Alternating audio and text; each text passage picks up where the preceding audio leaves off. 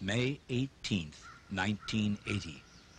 It was like any other morning for a Forest Service tree planting crew on the lower southern flank of the mountain until 8:32 a.m.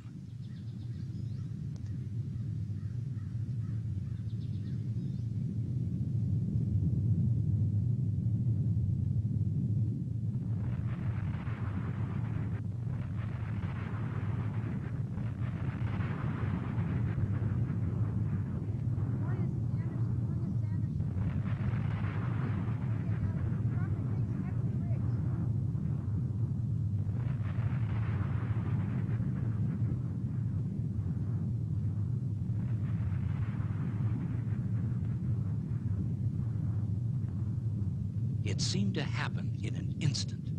The whole top of the mountain, tons of ash, rock, and ice, rocketed into the stratosphere. The cloud reached some 15 miles up into the sky. The sight was spectacular. As most of you already know, we had a major eruption occurring at 8:32 approximately this morning on Mount St. Helens. It does appear that the northwest flank of the mountain seems to be gone. They have indicated that there have been some mud flows that come down the southeast flank of the mountain. Emergency procedures have been put into effect. At 10:15 this morning, Eclipse County reported that a 12-foot wall of water was coming down the Tula River, and this was verified by the Washington State Patrol. The raging wall of water caused by the melted ice and snow roared through a logging camp, picking up more debris as it went, knocking out bridges, cabins, and homes. There is a mudslide southward down the mountain right now. Get off the bridge! They filmed us.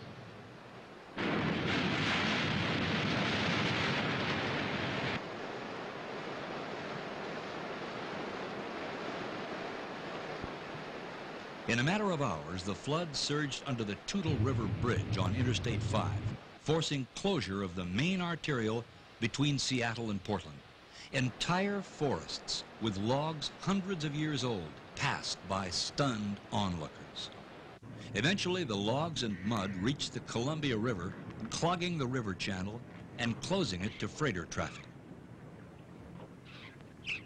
But the wind was blowing the ash in a northeasterly direction, and at noon it was pitch black in much of central and eastern Washington. CITAM and CATS FM urges everyone to not panic. If you want to start getting out some water supply. The gritty clouds seemed to some like the end of the world. I'm sorry, the road is closed from here any further east. Okay. This is as far east as you can go. All over eastern Washington, people and other living things suddenly had to deal with a world full of ash. Ash from a plume that eventually spread around the world. For a while, roads and highways hundreds of miles away had to be closed due to blowing ash. The ash was everywhere, and because it was so light and fine, the grit got into everything. Water simply turned it into a substance with the consistency of wet cement.